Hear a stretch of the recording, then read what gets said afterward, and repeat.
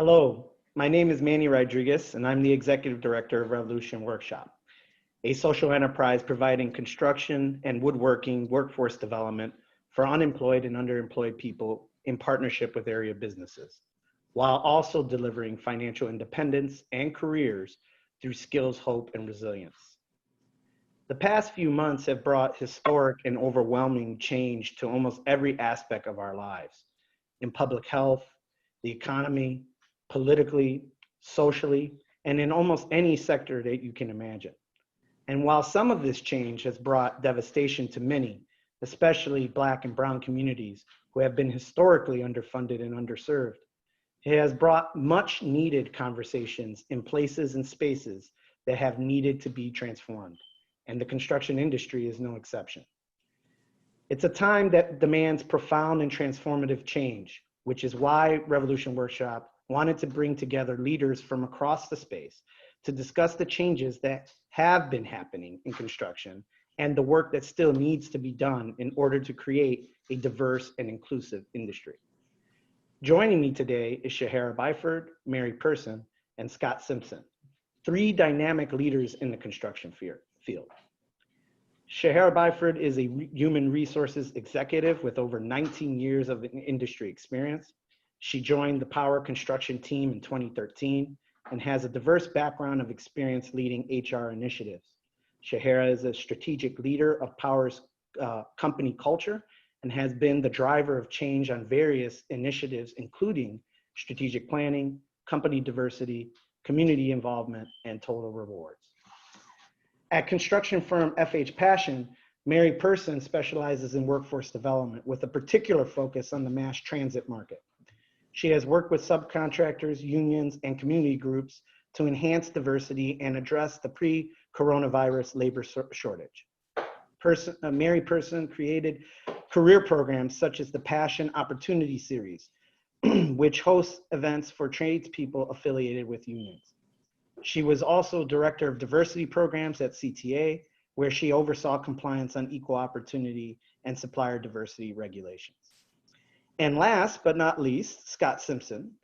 Scott is a partner at Scott Simpson Design and Build, a home builder specializing in new custom home construction, historical renovations, and eco-conscious green building projects. He is also one of the founding members of Revolution Workshop. From the beginning of his career, he has always gravitated to craftsmen and contractors and designers that aren't afraid to try something new or cutting edge. He admires people who challenge themselves, nature and against the nature and the norm. We've got a lot to cover, so let's jump right in. Scott, I'd like to start by asking you, why did you start RW? Why did you feel like we needed an organization like RW for construction industry?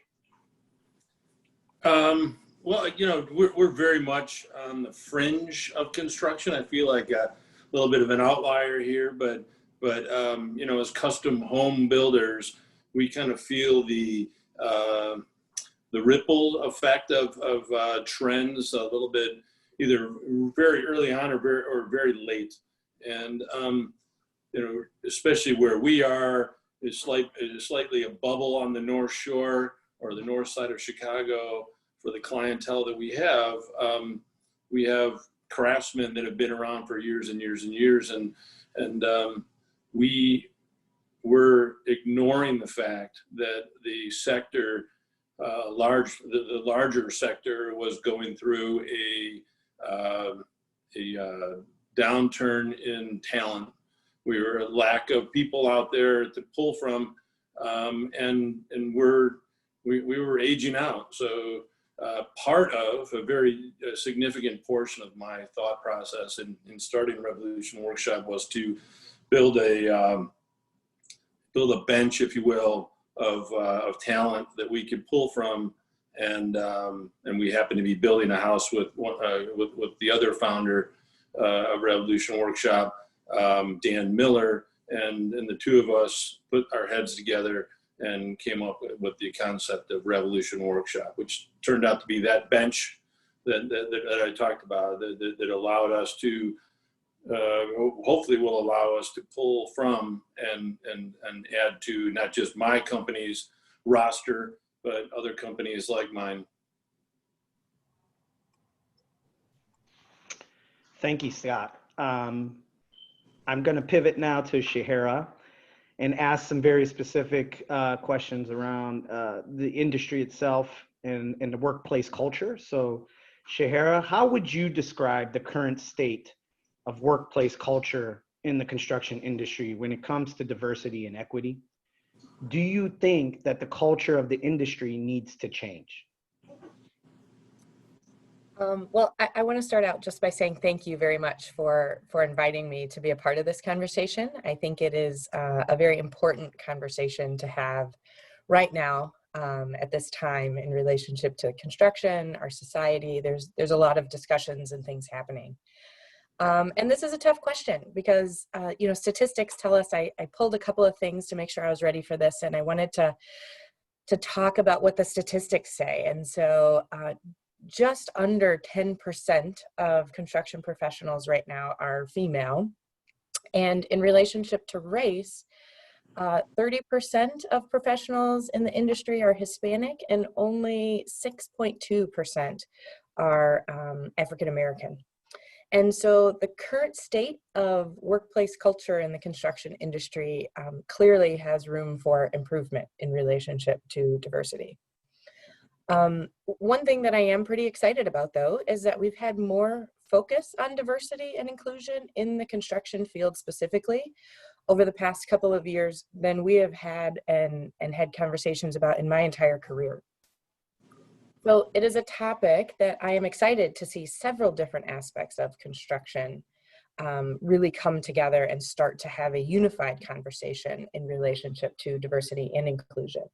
The unions have been a part of some conversations, developers, we've had more owners talking about diversity and inclusion, and then contractors as well. So really having that discussion and making sure that everybody is on the same page, acknowledging that the industry not only can do better, but that the industry needs to do better and must do better, I think is really important in terms of making real change moving forward. I know we at Power Construction have had conversations with several owners and developers really working together to put together their own diversity and inclusion programs. And I think that is great, that it is top of mind and a big part of the conversation and wanting to do more. I personally think that we have a real opportunity to increase the pipeline through education in relationship to the construction industry.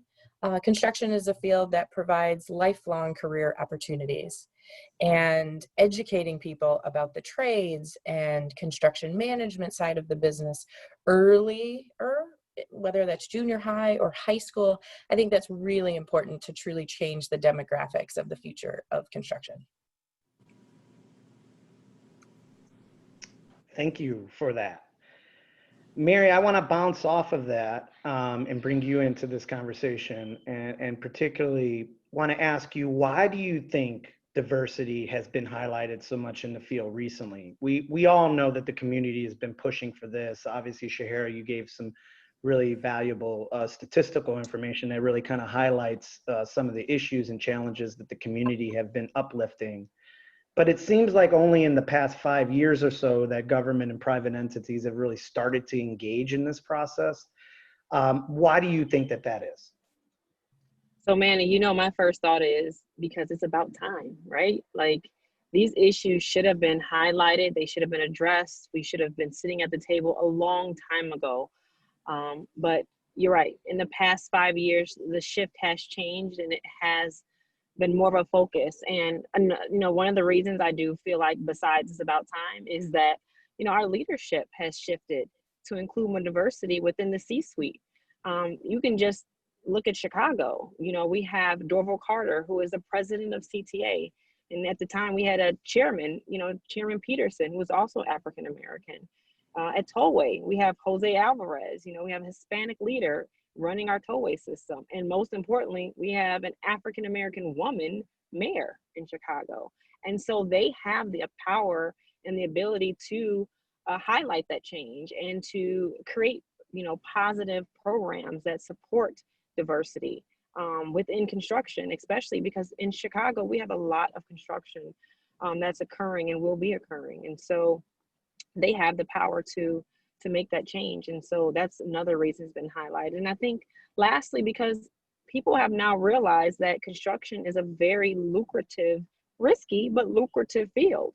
And it's growing, and it's projected to continue to grow. You know, we talk about, you know, $1 billion and $1 trillion projects.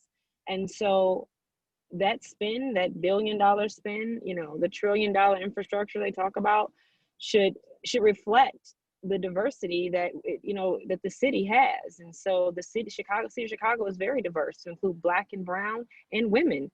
And so that spend should include that, not just on the business side, but definitely on the workforce side.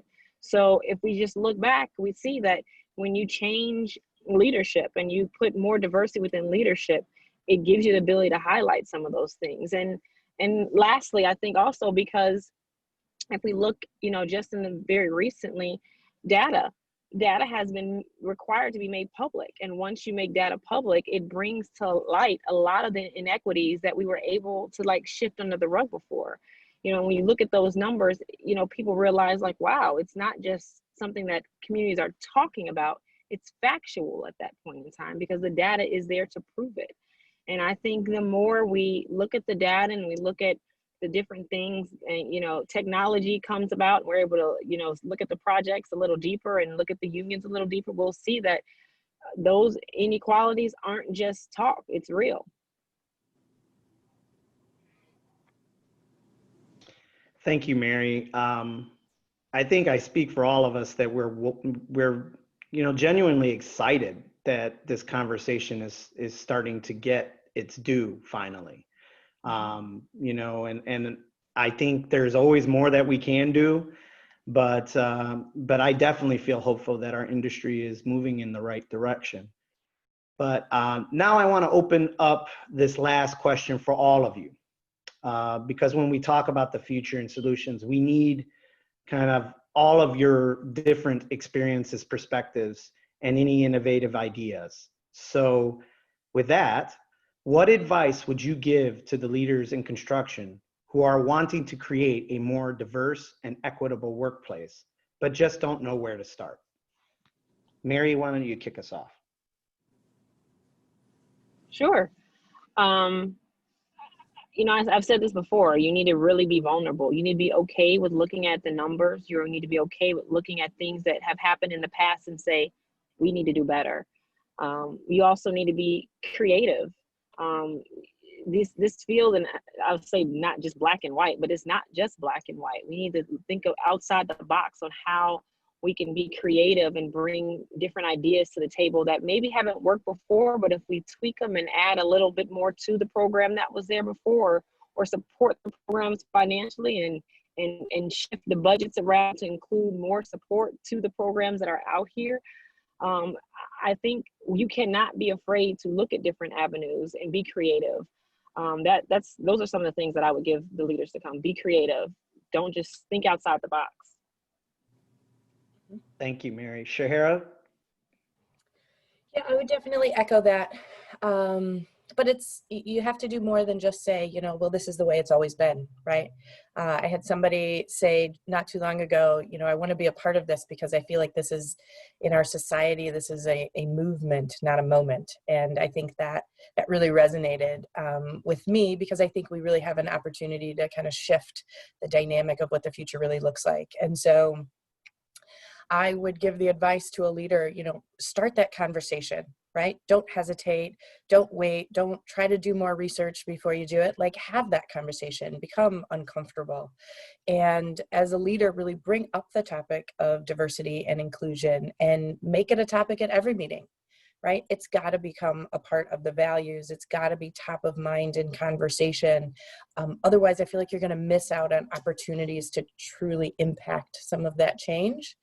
And so I would also suggest that people really tap into some of these existing organizations that are out there making a difference, like a Revolution Workshop. And there's several around the city. And so get to know those organizations, engage with them, really understand what they need and what services you bring to the table, how you can help. So it's not just the words of, yes, I want to do more, but really engaging and being a part of making a difference by partnering with some of these organizations that need the help. Thank you. Scott? Yeah, I think that as a business owner, we constantly we think we're thinking creatively to solve problems, but when you think of the lack of resources that we have for talent, then we've got to go a step further and get out of your comfort zone. I'd urge the business leaders who are looking to hire the people such as the graduates at Revolution Workshop that we've got to be patient, and that means patient with ourselves and patient with the people that we'd be bringing in from places like Revolution Workshop. There's going to be more training necessary around a candidate such as that.